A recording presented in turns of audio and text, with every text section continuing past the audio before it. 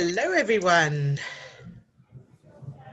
Make Steve co-host. There we go. All right. Welcome. Hello. I was sitting in the wrong room again. Started. Honestly. Did you get your coffee? Remember I told you. Oh. Pardon? I said, remember I told you I bought a fancy chair so I could be comfortable up here in my bedroom? Yes. Look at this. Can you see that? Oh, very. Oh. I no longer have a fancy chair to sit on. Oh. Because Bella has decided that it's hers. Oh.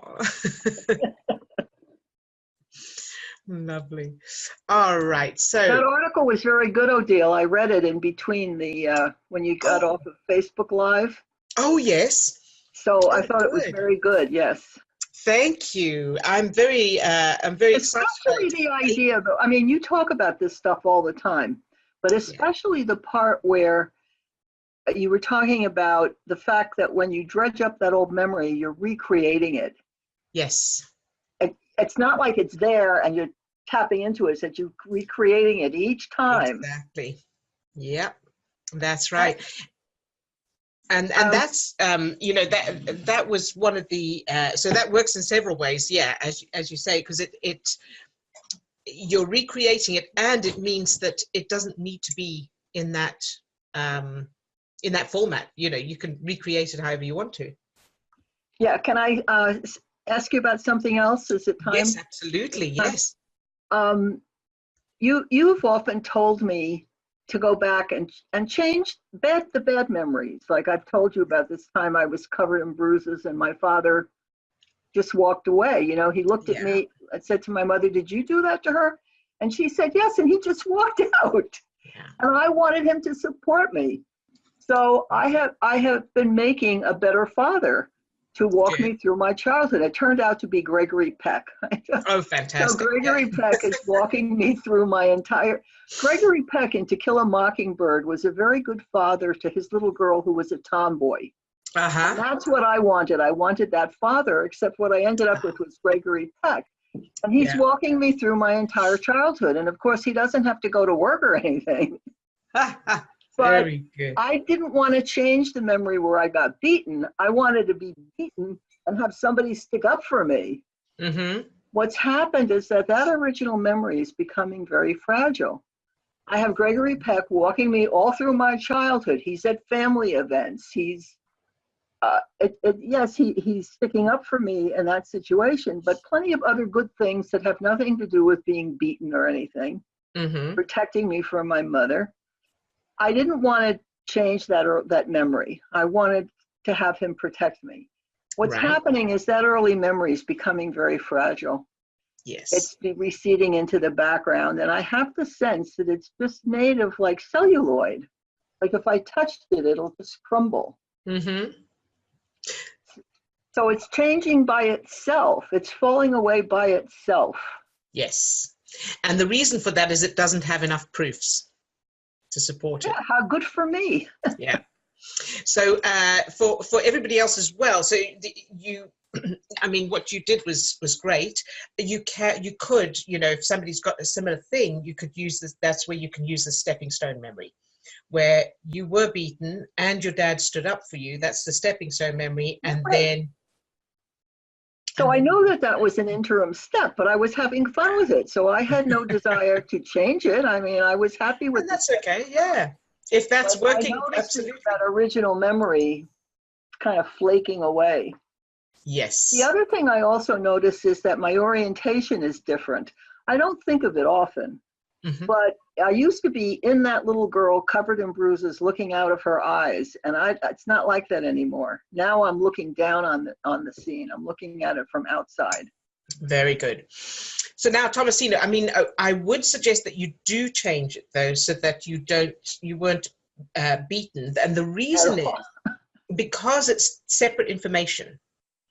So on the one hand, your subconscious has a reference that your dad stood up for you, that he cared about you, that he stood up for you. But on the other hand, you also have a separate piece of information that says you were beaten and whatever meaning that has, which is a separate thing. You can have your dad standing up for you as that piece of information and change the original memory so you weren't beaten. That's Yeah, I the know. stepping I just stone wasn't memory. ready to do that. I was having Yeah. too much with Yeah, this. whenever you're ready. Too much fun. And that's okay too. Yeah. So whenever you're ready, you can do that. But I'm also saying that for the benefit of everybody else as well. Anybody else who has similar sort of situation with a memory where there's a secondary issue, you know, so they didn't stand up for me, or it was unjust, or, you know, anything unfair. You want to use the stepping stone memory to change that, and you can also then change the end memory. It's two separate bits of information.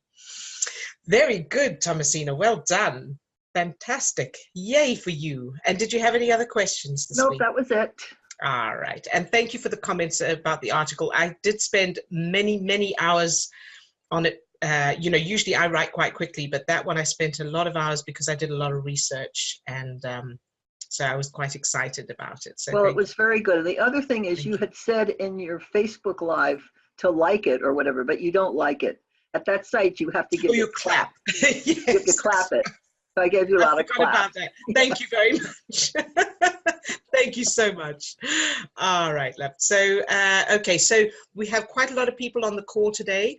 So we're going to do instead of the usual pop round to each person, we're going to ask if anybody's got any questions. So if you'd like to ask a question, just wave at us or put your hand up using the thing. Rayla, hey. I'll come to you, Cara, after this one. So Rayla, how are you today? Oh, we can't hear you. You're unmuted, but we can't. We can't hear you either, Steve. Oh. There you go. You might want to, if you got a microphone plugged into your computer, you might want to try taking that out and replugging a microphone on your laptop. Sometimes the headphone things are a problem. So while you do that, I'm going to go on to Cara, and I'll come back to you after that. All right. So Cara, hello. Hello. Yay, we can see you. Yes, I figured it out. Very good. So what's your question today, Cara? Well, I'm wondering about moods. I notice myself when I'm in a low mood that everything seems to be wrong. Yes. And then when I'm feeling really good, everything seems to be right. So does FasterEFT change moods, or can we expect that, or are we still going to go through moods like that? Okay, very good question. And the short answer is yes. The explanation of that is moods are created, you know, over a period of time, and they are caused by the references you have. So if I'm in a bad mood, it's, you know, moods aren't something like weather that just happened randomly. Moods are created from references. So if I'm in a bad mood, it's because I've been triggered in some way, and I may not know what that trigger is, but something has caused my, so it may be completely unconscious, but something has caused my subconscious to reference something and then create those chemicals. So when you're in a bad mood or a sad mood or whatever, what you're feeling in that moment is chemicals. That's Right. all it is chemicals in your bloodstream. It's cortisol, adrenaline, those kind of, you know, stress chemicals.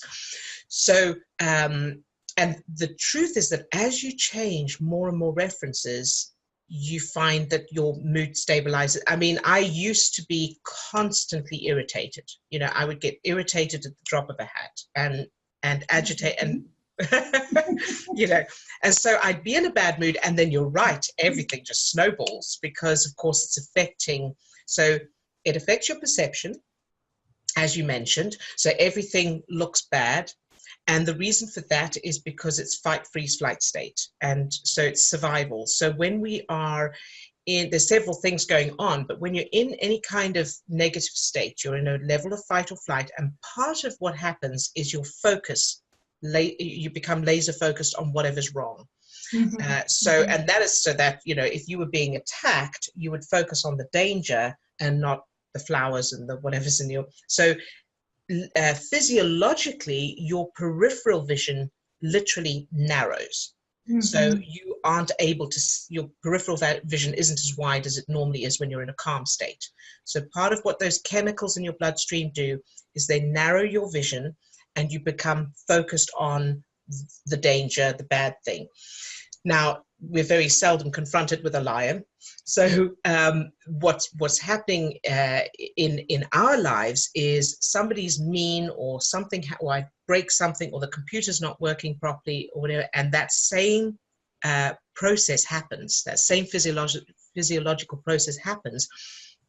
But now I'm focused on the fact that the computer's not working, or what they said to me, or what I think is going to happen when I get to work, you know, that kind of thing. And it's that same laser focus. And because of that, the prefrontal cortex is shutting down. So you can't think as clearly as you would normally. So your cognitive thinking is affected, which is affecting everything you try to do to solve the problem, because you're not able to strategize, you're not able to process information as effectively, and that just adds insult to injury. You know? So then you get frustrated, and as more of those chemicals are, so as that happens, more of those chemicals enter your bloodstream, and the more that, so it becomes a vicious circle, and that's why everything seems to look horrible or bad. Now, did you want to say something? I was just going to jump in. You know, understanding the premise that everything is chemical, then what can happen with moods is that once you get that, I think what Odile, where you might have been going with that is once you get that cycle started, then it sort of becomes a self-perpetuating cycle, and we actually get addicted to our own brain chemicals. Yes. That it's like that state, that chemical state that has occurred. Now the receptors and the transmitters in your brain are now working exactly the same way, you know, that they're working for any other addiction. And you know, they're sending out a certain chemical, and the transmitters are sending out a certain chemical. The receptors are receiving that. And because you keep producing that, more receptors are being produced in the brain. So now there's a need for more of that chemical. So now I'm out actually seeking, subconsciously perhaps, but I'm seeking situations that will keep me in that state so I can keep producing that chemical. Does that make sense, or did that sound like a lot of babble? No, that makes sense. It does. And I'm wondering, I lost it. That's all right. I'm going to finish off while you're thinking of it, and then Go ahead. hopefully you'll think of it by then. But Yeah. so the answer is that yes, as you change childhood memories using FasterEFT, you have less of the you're triggered less and less, which means you don't get into those moods as often in the first place, and number two, you lower the chemical addiction. So the addiction that Steve's talking about, we both had that, where when we started changing our lives, we've had this at separate times, suddenly we start creating something, you know, as things are improving, suddenly things start going wrong, and that's to get back into that same state of agitation, irritation, anxiety, or whatever it is. But recognizing that helps, and you use the same process, keep changing memories. And honestly, now I'm very, very, very seldom triggered. And I was very moody. And now my life is fabulous almost all of the time. So occasionally, you know, there'll be, like yesterday, I tried to publish that new article I wrote. I tried to publish it on our website, and there was no option to do the references. And I felt triggered. I felt they should have something, you know, that was that old agitation, but I caught it straight away, and I went, okay, I know what that is. I'm not doing that. I don't play that game anymore. And of course, it worked out perfectly because I needed it's better published on a different site. So I ended up doing that. So that's the other thing, is as you learn to surf like that and go, okay, I can see where I'm going. I'm not doing that. I'm going to walk away. I'm going to go and have a cup of tea I'll go for a walk, I'll come back later. However that is, use FasterEFT. As you do that, you'll start to discover that when things look like they're going wrong, as long as you don't try and fight it and treat it as if it's going wrong, it turns out to be a better, you know, it can be guidance. It can be, okay, so that's not, I can't see what else I can do right now, but I'm going to go away, have a cup of tea, come back later, whatever it is. And then you'll find that it always turns out better, because this part of your brain is staying online. So physiologically, the calmer you are, then you'll go, oh, actually, it would be better to do that, or I could do this, or I could phone that person. You know, you're more open to opportunities. Your strategic thinking is online. Does that make sense? So it does. And so the way it turns into a mood is if you don't deal with that initial trigger. Exactly. You Yes. feed it with words. As soon as you feel it, so zero tolerance. As soon as you notice it, straight away address it. Have zero tolerance for any of this, you know, no matter how small it seems. And that's exactly what it is, because people think it's just a little thing. They either don't notice it or they dismiss it.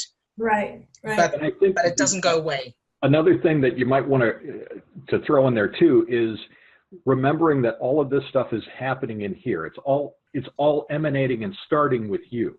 Right. We had Odile and I were out driving yesterday, and I was remembering, it was kind of a discussion about mood. We were driving down the road, and it was like, it was a nice day, but I was remembering, like, when I was in that place of being what I would call being in the pit. You know, there was, you know, it could be a perfectly nice day outside, but I would be looking for all the negative.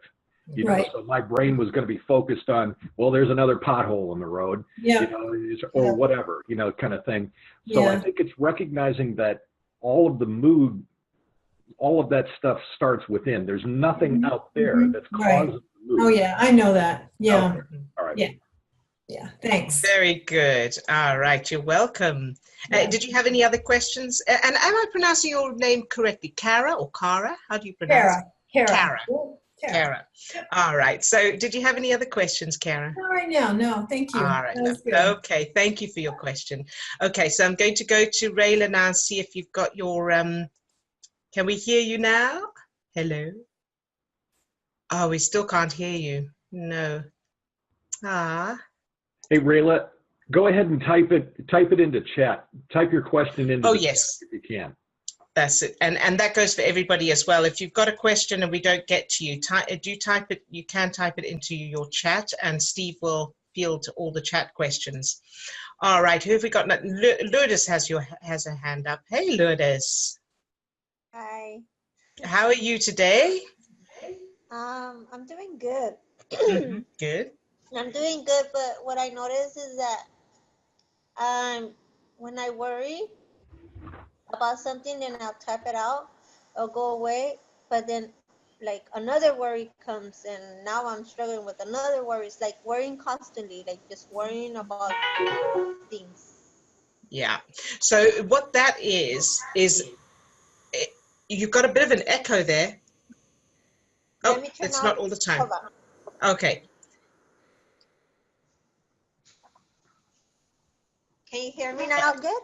Yes, that's good. So what that is you are tapping on the current problem, right? So you're worried about something and you're tapping on it, and then another worry comes up and you're tapping. Now the reason for that, I'm going to mute you while because I can hear my own voice echoing back. So I'm just muting you but if you want to, when I finish, I'll unmute you. So when you're addressing this problem now, so you notice a problem, you tap, you've still got the cause, you've still got the childhood references. So everything that you're experiencing now is coming from the childhood references. It's not about now. So tapping on now means tapping on symptoms, but not getting rid of the cause. So it's, it's like cutting leaves off a weed instead of pulling the weed out. So when you've got a worry, it's good to tap in the moment just to bring the emotions down, or use another form of pulling yourself out of the trance, like comedy or whatever. But then it's very important if you want ongoing results to go to find those childhood memories, rewrite your childhood. You need to rewrite. Once you have changed your childhood memories, that won't be happening anymore because the references will be gone for that. I'm going to unmute you. Does that make sense? It does make sense, but this is the worries I have. Okay. First, I was worried because I was losing weight. And I just tapped and I didn't feel that bad no more. But then there's a worry about now losing my hair. My hair is falling. So now I go back to the mirror. I look at myself. I look at my hair. I look at myself skinny. So now I don't feel pretty. It's like I feel like, what's wrong with me? You know that feeling. Yep. So what you need to do is go back to your childhood and change that. I'm going to mute you again. So you know, my advice, our advice, Steve and I both advise, rewrite your entire childhood. You know, go to the beginning and make it completely different. When you come across a memory that contradicts your new childhood, use FasterEFT and change it so that it does fit in with your new childhood. So I know a little bit of yours. I think we've worked a little bit together before in these sessions, in FasterEFT sessions, and I would start at the beginning, you know, rewrite your parents' childhood if necessary, but get to the point where you were born to two parents who adored each other and adored you, doted on you. They were so happy to have the little girl, and they were there all the time. You were woken up in the morning by your mum, good morning, and happy and cheerful, and she got you ready for school, and she took you down, you had breakfast together, she made breakfast for you, she took you to school. That's what you want to do. Rewrite your whole childhood like that. Make sure everybody's happy, everybody's supportive, everybody's loving, affectionate, respectful, and values you. And as you do that, as you try and imagine that, and let's say you come up with a memory of, you know, but I was alone when I woke up, then change that memory. And then go back and check it again, and keep doing that until you can play that whole new childhood through, and it's wonderful. And then practice that over and over again, and you won't need to address anything now because it will automatically change. And I know right now it feels like it wouldn't. You know, right now you're focused on, I'm losing too much weight, my hair's falling out, whatever else is happening. But you know, either you stay focused on that and you continue the way you are, or you trust and you have faith and you go back and you rewrite your childhood and then see what happens. So does that help? Does that answer your question? Yes, it did answer my question. At the same time, like you say, if I do change my whole life, you know, my past life into something positive, it's like there's something saying it's not going to work. Very good. Okay. Good question, Lourdes. And I know you're not alone in that. There's a lot of people who have that. And the answer is, it doesn't cost you any money to do it. It doesn't take a lot of time. And it's a choice, you know. So it's like if you're cold and someone says, in that wardrobe over there are some coats. And all you have to do is walk over to that wardrobe, open the wardrobe, and try the coat on to see if it makes you warmer. And then you've got a choice. You go, well, it's a long way to walk, and, you know, I don't know if the coat will fit me. I don't know if there's actually any coat in that wardrobe. Then you have a choice. You either try and see, or you don't, and you stay cold. So that's what you keep reminding yourself of that. You say, well, it's a choice. You know, if I'm hungry, I either eat or I stay hungry. Yeah. Does that make sense? Yes. Very good. You're very welcome, sweetheart. You're very welcome. Odile? Yes. Maybe we want to hop down to Sarah. I want to try Rayla again just quickly. I see. Sarah says she's got something. Yeah. This thing. Okay. Hi, Sarah. Hi, guys. Hey, how you doing? I'm doing great, and you? Good, very good. Happy Friday. Thank you, and to you. You said you have something regarding Lourdes's. Yeah, just like a story to share, very similar to her. I just want to ask her, like, do you see other symptoms with your hair loss, like a fatigue or some hormonal change, or like you're always tired or something? No. Okay. It's okay, cool. Because my hair started shifting a lot for 3 years. Like it just never stopped falling. And I, as much as I would change my parents, the thing was that I just overexerted myself and went through stress levels, but I didn't listen to my body. And I had learned this from my mom, right? But I had to pay attention to what was going on. Like, let's say I'm tired, I would still be awake and up that with coffee and stuff. And I realized that when I was going through these periods of like pushing,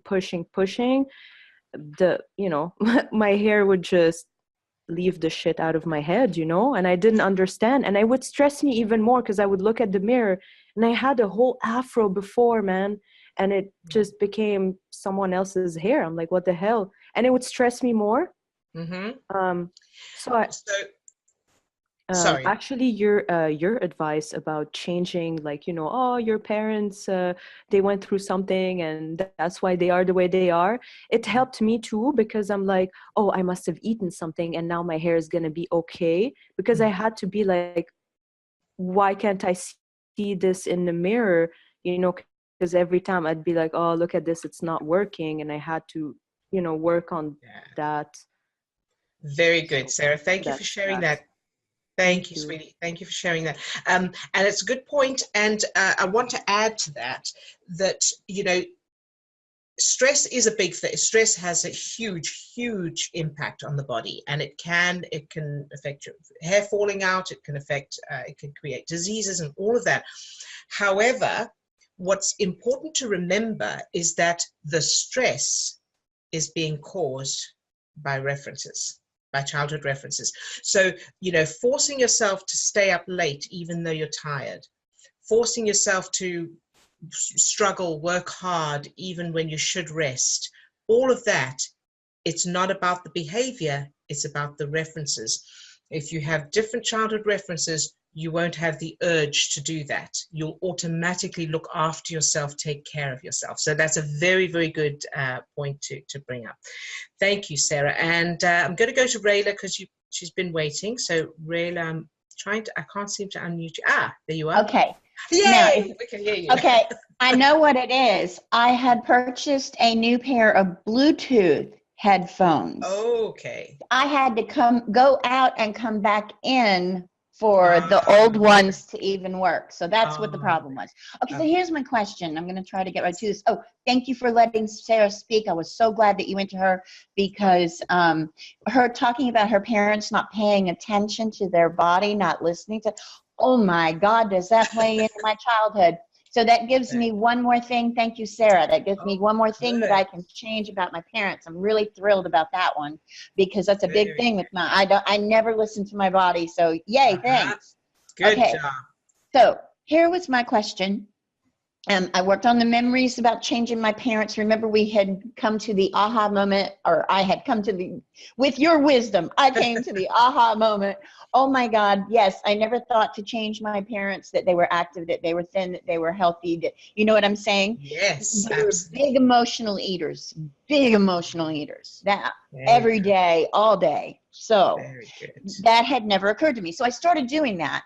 And I accidentally discovered that I'm not emotionally eating as much as I was, which is accidental side effect. I'll take it. Thank you. But back to the knees. Okay, so we had discovered that thing about my knees had been connected to desire to be loved, desire to be held, remember? And once that aha moment came, then the intense, overwhelming, disabling, just that intense pain was gone. Good. As soon as that connection came. All right. So I'm not having that, thank you God, but I am still having moments of just hurts so bad I want to cry. Right. Not where I feel like I'm going to lose my mind like it was before, but just want to cry because it hurts so bad. And so and then that's typically when I'm trying to walk. I have a walker that I use when those moments happen. But when I get set down, then the first thing I do is I time travel back and tap in, you know, go into there and I work on that memory. Oh no, they were active. We were healthy. And then I'll tap on the pain, and then I'll go back to the memory, and then I'll tap on the pain, and I'm flipping and flopping back and forth like that. So my question, all of that to say, my question was, I'm not getting any immediate relief. Okay. I am seeing progress over time. It seems like those moments don't happen as often. I don't seem to have as much pain on a regular basis. The pain doesn't wake me up as much at night. That's, oh, my silly thing that thinks it's Siri and isn't keeping.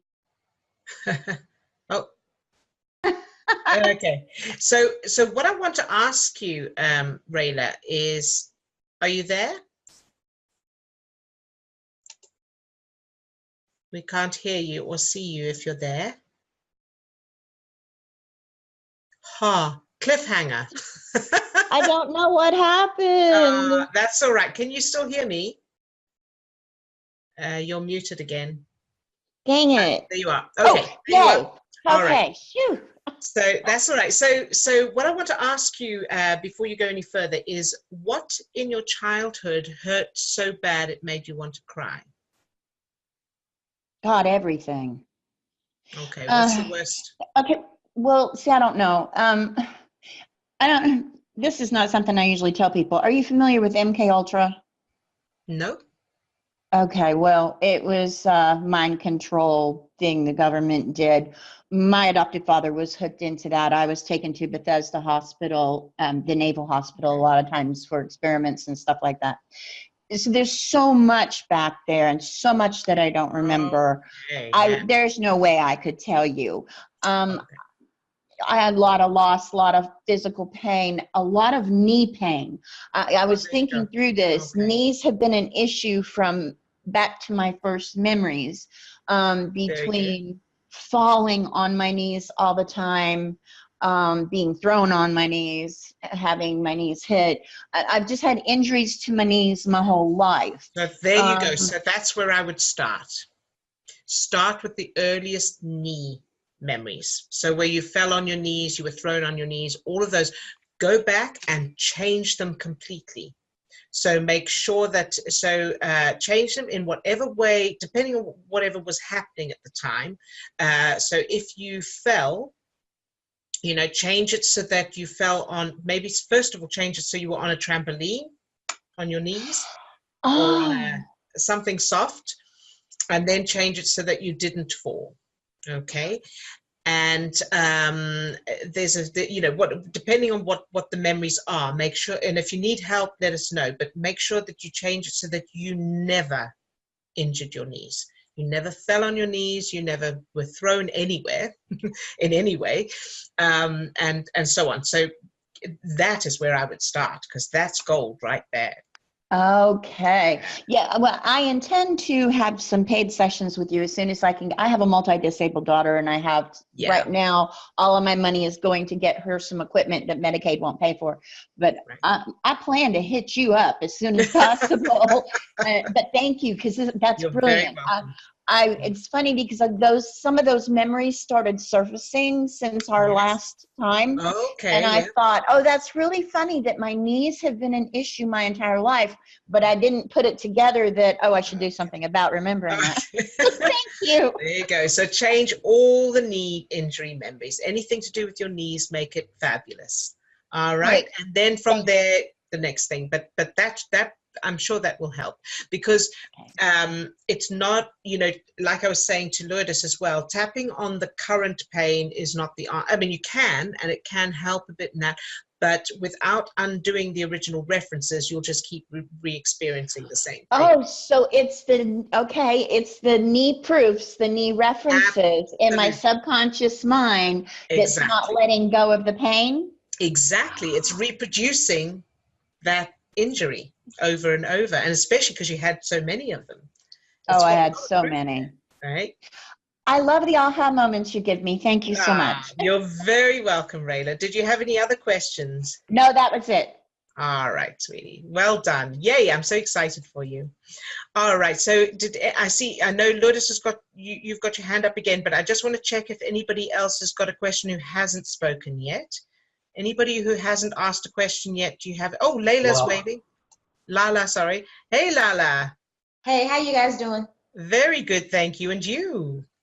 I'm well. I want to thank Rayla because she brought up a memory that I was struggling with. Last week, what I realized was in putting people first was that I always got justice. I remember while I was afraid to tell my dad what happened because I told him something before, and it just brought back that. That's why I like putting people first, because for some reason I've always had doors open, access. It was like I told my mom once, and this is when things started happening different in my life.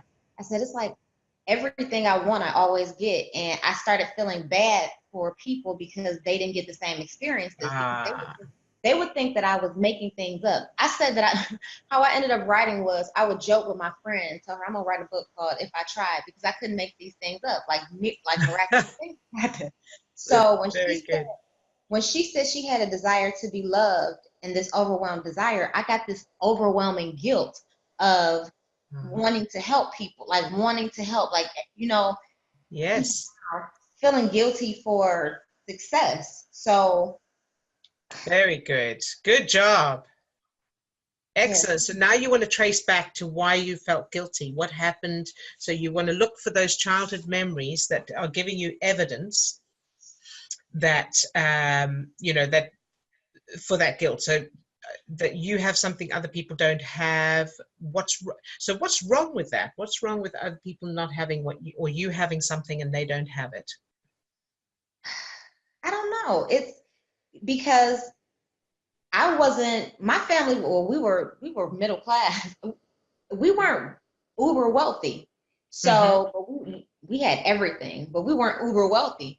And when I started meeting people who were uber wealthy, they were so nice. But other people, I guess, they just didn't understand how you could be wealthy and happy. I would always try to merge the two, like, because, I wasn't uber wealthy at that time. And I was dealing with those people. So I would try to really let people who didn't have money understand that this is like a state of mind. Like, they're not mean people, they're good people. So it's always been this back and forth. And a girl even told me, she's like, you have a Mother Teresa complex. You want to help everybody, and everybody, they just don't want to get better. And that just confuses the heck out of me. Yeah. So there's probably something there. So when you were, so you want to look for memories of how you found out that people don't believe you can be happy and wealthy at the same time, or anything negative like that. How did you find out about that? So, for example, you may have heard people saying, "Oh, well, they're, rich people are mean," or whatever that is. You know what? Oh my God, I remember it. I remember it so clearly. It was this girl, and I mean, her family was super rich, and I went to go visit them, and I didn't even know. She just one day asked me, like, do you want to come over, out of the blue? We hadn't even been talking. And when I went to her house, it was an estate. And her mother was so nice. And I was telling everybody, like, how when we got back to school, how nice her mom was and how cool she was and how cool this girl was. And they were like, she's weird. And they just kept trying to, speak negatively about her. And we remained friends, though. But she and my friend never merged. It was like a jealousy between the wealthy and the poor, but it was just, I was so poor, like pulled back and forth. Yes, so there you go. That's where it is. I would say that's where you need to go first. So go back there and change it so that that girl was, your friends and that girl, they all got on, everybody got on well. It's okay to be wealthy and liked and lovely. So change that whole memory, start there, and any other memories you have, because I suspect what's happening is it's not so much about feeling bad or feeling guilty as it is self-preservation. Because if you have something other people don't have, then they won't like you, or they'll think you're bad or mean or something. So you're making sure that they have first. They have more. Does that make sense? Absolutely. Ding, ding, ding. Yep. Good. Very good, Lala. So change all of that so that everybody who has, who's wealthy and happy and everything, everybody likes them as well. All right. Thank you. You're very welcome. You're very welcome. Okay. And anybody else who's not spoken yet? No? Okay. Let's go back to Lourdes. Hey. Hey, I have a question. It stayed in my mind. I was tapping on it because when she was telling me about she was losing her hair too, was she tapping on it? Did she tap on that, or did she tap on something else? Like, okay, let's ask her. Sarah, did you get that? Yeah, I heard. All right. Do you want to answer her? Yeah, sure. I tapped so many times on my hair and nothing changed because I thought it's because I seen people like that in my family and I was too scared to become like that. But I would not be looking at the other symptoms that came with it, like a huge fatigue, like I was just not taking care of myself at all. And I used to, but I used to stress for everything and everyone, and I just didn't see myself as someone that can be taken care of by myself. Yeah. It was a huge image shift, like how I saw myself too. There you go. I don't know. It's really complex. Like I can definitely talk to you on Facebook, because right now I can't really pinpoint stuff. Like for me, it was a 3-year research on why my hair is not the way it was. And I also had to tap on that resistance of like, oh man, I can't see myself with hair anymore. And I tapped so much on being okay with it that I'm like, oh man, am I attracting like more hair loss because I'm just okay with it? And that's where Odil's advice on like, the just create something that happened to you and then it could justify it, because then it's like, when is it going to end for me, because hair is your identity, right? Like it can so be. there might be links to that. Yeah, very good point. All right, so thank you, Sarah. And yes, so Lourdes, important to remember that it's not about your hair, because if it's not your hair, it'll be something else. So let's say your hair stops falling out and your hair's fine, then it'll be something else. You have to change the references. You have to change the references, and then everything else will be natural. And what Sarah's saying is right as well. When you're in a state of stress, all kinds of things will go wrong with your body because so for example, your hair's not getting the nutrients it needs because your blood is all going to your extremities to help you run away and fight while you're in a state of stress. Your organs aren't getting the nutrients they need, and so on. So top priority is to calm, to do things that feel good, relax, and change the childhood memories. Does that help? What I was right now when you were talking about that is like, since I was a little girl, I used to like get my hair. I don't know if it was for like feeling anxious at that time. I don't know if it was anxiety or it was just a habit. It's like I used to get my hair and just like tuck it out like with my hands. Okay, yeah, so there you go. There's something there. So change those memories. Okay. Change those memories. So you were just brushing your hair instead. You start with that. You were brushing your hair, looking after it, taking care of it, and make sure that you change the trauma. Make sure that you change all the bad things that ever happened to you. And it doesn't have to go one at a time, just rewrite your childhood. Can I add something? I'm so sorry. That's all right. Hi, Sarah. That's all right. There's a big thing in my family with hair, and it has to be straight. Everyone used to go to the salon, and nobody ever knew what their natural hair looked like. I don't know, maybe that could help. Curly hair nowadays, people are like growing into it, but before, I don't know. So yeah. Okay, thanks. Yeah, it's a good possibility of leading you to childhood memories that might be affecting. Okay, and anybody else with questions? Lala and Kara. So Kara, sorry. So Lala, yes. Hey. I have a comment. Maybe she could see herself at the spa or getting her head massaged as a baby. Yeah, that's nice. And visualize herself with like hair everywhere, and see how that might make her feel, that she just had hair growing from her face, arms everywhere. To see if maybe at one point she may have had too much hair, and they teased her. So sometimes you forget. Yeah, and that I like that idea of the salon. Good suggestion, Lala. So Lourdes, that's a nice idea. So see yourself as a little girl going to the salon with your mum. So your mum is taking you to the salon. You're both having your hair done, your nails done. Make it lovely. Make it fabulous. Thank you, Lala, for that suggestion. And Kara. Okay, so this one is about habits. Okay. And when I was listening to Sarah and Lourdes talking, I think it was Sarah mentioned that I don't know if she used the word habit, but that she was pushing herself and overexerting herself.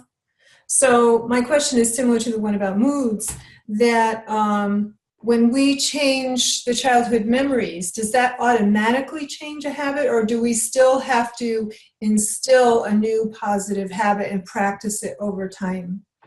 So it'll depend on what it is and what the references are, but so either or and both are possible. So for example, if I let's say I have a habit of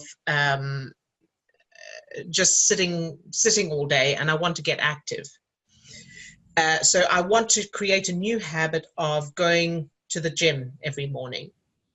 Now I will, if I could try and just force myself to go to the gym every morning, that's the long hard way to do it, and it'll probably self-correct anyway over time. I'll end up ill, so I can't go to the gym, or I'll just lose interest or whatever to bring me back in alignment. Now, as I change my childhood, I may not even address that habit. I may just change my whole childhood to where I'm happy and healthy and life is great, and then I may automatically feel the urge to get active. I may think, oh, I really feel like going to the gym. Yeah. Now, it'll depend on, as to whether you need to address it specifically, will depend on what references are there. So for example, if I have in my past, my favorite aunt died of a heart attack at the gym, or something like that, or somebody or I had some bad reference about being active, something like that, then I may need to go back and specifically change those memories. So it depends. Right, that makes sense. Yeah. I know that as I changed my so I used to smoke. I used to smoke, and I love smoking. I had no intention of giving it up. I really enjoyed it, and I would smoke in the car on the way somewhere. I particularly like to do that. And I was working on my self-image, self-esteem, self-worth, that kind of thing, not on smoking. I had no intention of giving up smoking. But one day I got in the car, lit a cigarette, and took a drag and thought, oh God, that's awful. Put it out, and I just didn't like it anymore. Now, I didn't work on the smoking. It was self-image, self-worth, which then that automatically means, it's a knock-on effect. If you change your value, your self-value, you automatically start doing things that will look after yourself, unless there's another. Now, if I'd had another reason for smoking, so for example, if it was linked to a person, like let's say I had my grandmother was a smoker and I loved my grandmother, so my brain's made a connection between smoking and love, then that would be a different thing, but I didn't have that. So it all depends on the references. Does that answer the question? Great. Yeah, perfect. Good. Thank you. Very good. You're very welcome. All right. And any other questions? Odile, I've been having a little conversation on the side in the chat. I just wanted to bring up a point. Teresa and I have been kind of talking back and forth regarding suppressed memories and working with suppressed memories. And I know that, you know, our time is running down on this hour. A couple of things. One, the link for the second hour. Yes, thank you. I've just seen Lourdes' comment there, and there it is, everybody, for whoever would like to look for that. And if you would, you know, I believe that Teresa might be joining us in the second hour. But just, you know, I just thought suppressed memories is something that, you know, we've talked about before. So if you could just say a couple of words about suppressed memories for kind of a general comment. Certainly. I'm going to unmute you, Teresa, just to check the actual wording. So what is it you'd like to know about suppressed memories? Can you hear me okay? Yes, we can. Oh, okay. Well, I've been doing a lot of work with a practitioner, but we've also incorporated some muscle testing into the process, and which has been helpful because I just kept going over the same memories over and over again that I have been rewriting, and I have rewritten a lot of my family history, which feels really good. Okay. But the last couple of sessions I've had using muscle testing, there are family members involved in some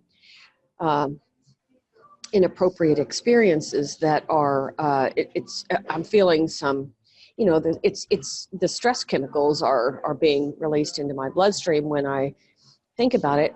On the one hand, on the other hand, it feels like we're getting closer, as I think Steve suggested, you know, that we are getting closer to more of the core issues.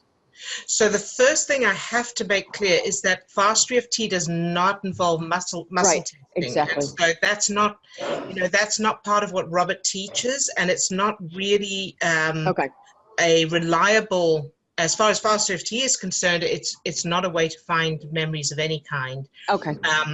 That's a whole nother thing. And it's not, so the way to find memories is by doing the proper FasterEFT intake, right. You know, the art of change. So I really wouldn't, you know, as a FasterEFT practitioner, I wouldn't put any meaning on the results of muscle testing. And I'll tell you why, because, you know, the thing with anything that's like muscle testing and dowsing, anything like that, I know there's a belief system that it's accessing the unconscious and all that, but here's the thing: you're still doing it through programs. Right. You're still doing so as you do muscle testing and things. It's still referencing old programs, so it's not reliable. Good. Which is why Robert doesn't include it in, you know, as part of FasterEFT. He includes everything that works, that he's found to work really well, you know. Right. And it's not one of them. Good. So. Well, that's huge. I really appreciate it. I didn't want to take up a lot of time with that, but I don't know if that's relevant for anybody else on the, sorry. That's all right. Yes, thank you for asking that, because you know, there may be other people who need to hear that as well. So very good. But I got some really good insights from Steve as to how to proceed, and I think that I'll just stick with that. I really appreciate it. Very good. You're very welcome. Thank you for asking that, Teresa. All right. So do we have any other questions before we end today? Anything else? Anything from anybody else? No? Okay. I just wanted to double check. Did we have any questions that came in?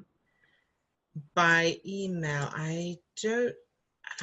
I was just trying to think, and the weeks are starting to run together now. Yes, I know. I am starting to lose track a little bit as well. Oh, I know. Yes, we did. I think we had another. Do we have another question from Amy Roy? Oh, yeah, it was Amy, I think. Do you have it in front of you? Because I think it was earlier this week, and I emailed it to myself, and I have just to let everybody know, we've suddenly become insanely busy.